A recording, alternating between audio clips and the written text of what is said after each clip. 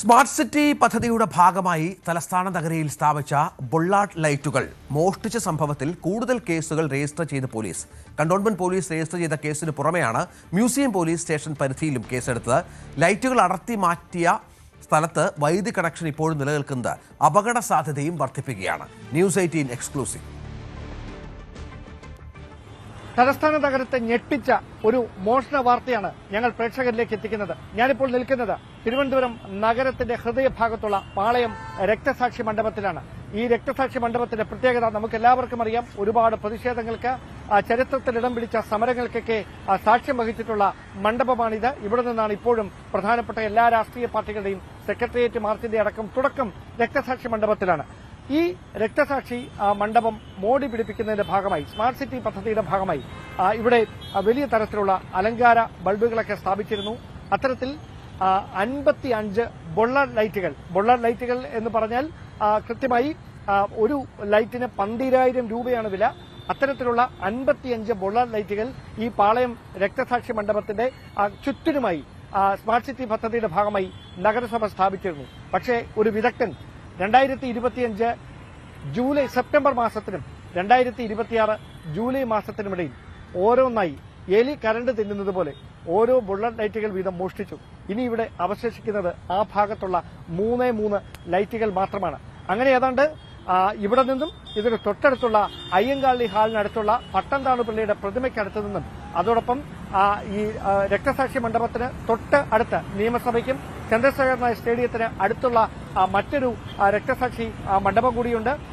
അവിടെ നിന്നും അടക്കം ഏതാണ്ട് 77 ബുള്ളറ്റ് ലൈറ്റുകൾ 9,55,000 രൂപ വില വരുന്ന ലൈറ്റുകളാണ് ഒരു വർഷത്തിനിടയിൽ 2 പോലീസ് സ്റ്റേഷൻ പരിധികളിൽ നിന്നായി ഈ വിദ്വാൻ മോഷ്ടിച്ചുകൊണ്ടുപോയത്. പക്ഷേ ദൌർഭാഗ്യവശാൽ പോലീസിന്റെ കണ്ണിൽ ഇത് പെട്ടത് ഒരു വർഷമാകാൻ ഏതാനും ആഴ്ചകൾ മാത്രം ബാക്കി നിൽക്കുമ്പോൾ കഴിഞ്ഞ ജൂലൈ മാസം ആദ്യവാരത്തിലാണ്. എന്തായാലും ഇയാളെ വിശദമായി പോലീസ് ചോദ്യം ചെയ്തു. അവസാനം മോഷ്ടിക്കുന്നതിന്റെ ചില ദൃശ്യങ്ങൾ ശ്രദ്ധയിൽപ്പെട്ടതോടെയാണ് പോലീസ് ഇയാളെ പിടികൂടിയത്. അതിനുശേഷം കന്റോൺമെന്റ് പോലീസ് കേസെടുത്തു.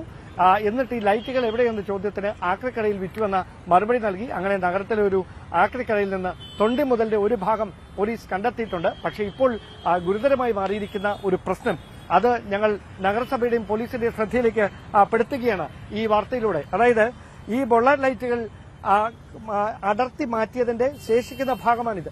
ഈ അലുമിനിയം ചെമ്പ് കമ്പിയിലൂടെ ആയിരുന്നു ഇതിലേക്ക് വൈദ്യുതി കണക്ഷൻ വന്നിരുന്നത്. അവിടെ രാത്രിയാകുമ്പോൾ ഇപ്പോഴും വൈദ്യുതി പ്രവാഹം ഉണ്ടാകും. ഇവിടെ അവശേഷിക്കുന്ന 3 ബുള്ളറ്റ് ലൈറ്റുകൾ കത്തും.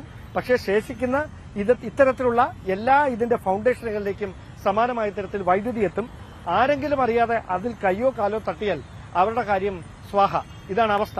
എന്തായാലും ഇതിൽ കൃത്യമായൊരു ഇടപെടൽ നഗരസഭയുടെ ഭാഗത്തുനിന്നും പോലീസിന്റെ ഭാഗത്തുനിന്നും ഉണ്ടാകേണ്ടതുണ്ട്. ഏറ്റവും അതിശയിപ്പിക്കുന്ന കാര്യം, തലസ്ഥാനത്തെ ഏറ്റവും പ്രധാനപ്പെട്ട 2 പോലീസ് സ്റ്റേഷനുകളാണ് കന്റോൺമെന്റ് പോലീസ് സ്റ്റേഷനും മ്യൂസിയം പോലീസ് സ്റ്റേഷനും. ഈ 2 സ്റ്റേഷൻ പരിധികളിലായി ഈ 77 ബുള്ളറ്റ് ലൈറ്റുകൾ ഒരു വർഷത്തെ ഇടവേളയ്ക്കിടയിൽ കണ്ണൻ എന്ന കുളത്തൂർ സ്വദേശി പലപ്പോഴായി വന്ന് മോഷ്ടിച്ച് ഇളക്കി മാറ്റുമ്പോൾ അത് ഒരു CCTV ക്യാമറയിലും പതിഞ്ഞത് നമ്മുടെ ഉദ്യോഗസ്ഥർക്ക് കാണാൻ കഴിഞ്ഞില്ല എന്നത് പെട്ടെന്നങ്ങ് വിശ്വസിക്കാൻ കഴിയില്ല. പക്ഷേ അതാണ് സംഭവിച്ചത്. ഇനി രക്തസാക്ഷി മണ്ഡപത്തിൽ നിന്ന് അയ്യങ്കാളി ഹാളിന് സമീപത്തുള്ള പട്ടംതാണുപിള്ളയ്ക്ക് പ്രതിമയ്ക്ക് സമീപം എന്താണ് കാഴ്ചയെന്ന് നമുക്കൊന്ന് കാണാം.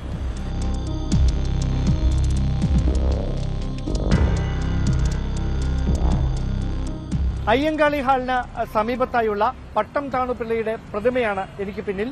ഈ പ്രതിമയ്ക്ക് ചുറ്റും നഗരം മോടി പിടിപ്പിക്കുന്നതിന്റെ ഭാഗമായി സ്മാർട്ട് സിറ്റി പദ്ധതിയോട് അനുബന്ധിച്ച് 25 ബുള്ളറ്റ് ലൈറ്റുകളായിരുന്നു സ്ഥാപിച്ചിരുന്നത്. അതിന്റെ കണക്ഷൻ പോയ ഭാഗമാണിത്. ആ 25 ബുള്ളറ്റ് ലൈറ്റുകളിൽ ഇനി ഇവിടെ അവശേഷിക്കുന്നത് ഒരേ ഒരു ലൈറ്റ് മാത്രമാണ്. ബാക്കി 24 ബുള്ളറ്റ് ലൈറ്റുകളും ഇവിടെ നിന്ന് ഈ അടർത്തി മാറ്റിയ നിലയിലാണ്. അതായത് മറ്റ് സ്ഥലങ്ങളിൽ എങ്ങനെയാണോ മോഷണം നടന്നത് സമാനമായ തരത്തിൽ ഇവിടെ നിന്നും ഈ ഇത്രയും വലിപ്പമുള്ള ബുള്ളറ്റ് ലൈറ്റ് ഈ സിമന്റ് പ്ലാറ്റ്ഫോമിൽ നിന്ന് ഇളക്കിയെടുത്താണ് ഈ മോഷ്ടിച്ചുകൊണ്ട് പോയിരിക്കുന്നത്. 25 ലൈറ്റുകൾ, അതായത് കന്റോൺമെന്റ് പോലീസ് സ്റ്റേഷൻ പരിധിയിലുള്ള തിരുവനന്തപുരം നഗരത്തിന്റെ ഹൃദയഭാഗത്ത് യൂണിവേഴ്സിറ്റി കോളേജിനോട് ചേർന്നാണ് പട്ടംതാണുപിള്ളയുടെ പ്രതിമ. ആ പ്രതിമയ്ക്ക് സമീപത്തുള്ള ഈ പട്ടംതാണു പിള്ളയുടെ പ്രതിമയുടെ മനോഹാരിത കൂട്ടുന്നതിന് വേണ്ടി സ്മാർട്ട് സിറ്റി പദ്ധതിയുടെ ഭാഗമായി സ്ഥാപിച്ചതായിരുന്നു 25 ബുള്ളറ്റ് ലൈറ്റുകൾ. ഇനി അതിൽ അവശേഷിക്കുന്നത് ഈ ഒരെണ്ണം മാത്രം.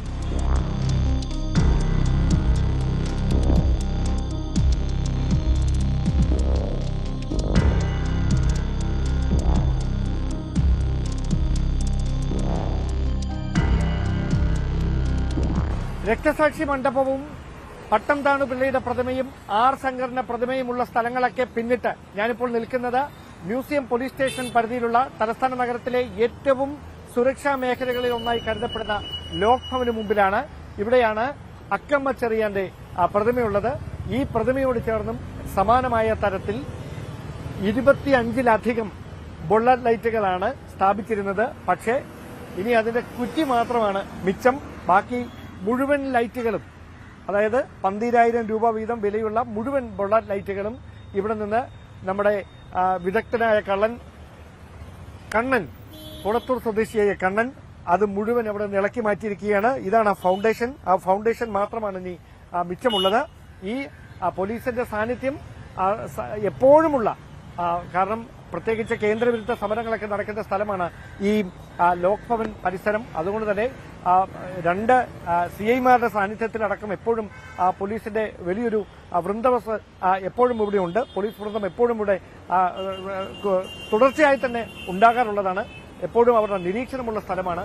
ഈ പരിസരത്തുൾപ്പെടെ വന്ന് ഇത്രയധികം ബുള്ളറ്റ് ലൈറ്റുകൾ ഇവിടെ നിന്നിങ്ങനെ മോഷ്ടിച്ചുകൊണ്ട് പോകണമെന്ന് പറഞ്ഞാൽ കണ്ണന്റെ വിരുത് നമുക്ക് കാണാതിരുന്നുകൂടാ.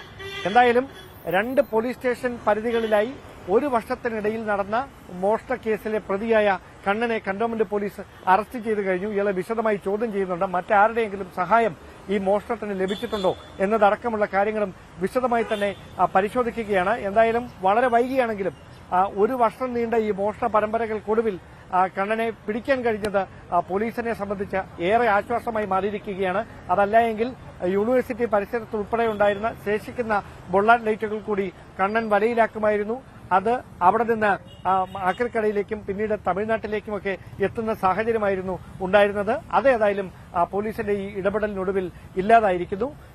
എത്രമാത്രം ജാഗ്രതയോടെ വേണം ഈ CCTV ക്യാമറകൾ സ്ഥാപിച്ചതുകൊണ്ട് മാത്രം മോഷണം തടയാനാവില്ല. അതിന്റെ കൃത്യമായ ഉദാഹരണമാണ് തലസ്ഥാനത്തെ ഞെട്ടിച്ചുകൊണ്ട് 1 വർഷം നീണ്ട ഈ മോഷണ പരമ്പര എന്ന് പറയുന്നതാകും ഏറ്റവും ഉചിതം. ക്യാമറമാൻ സന്തോഷ് കുമാറിനൊപ്പം ഡാൻ കുര്യൻ, ന്യൂസ് 18. കൂടുതൽ വാർത്തകൾക്ക് news 18 Keralam YouTube channel subscribe ചെയ്യുക.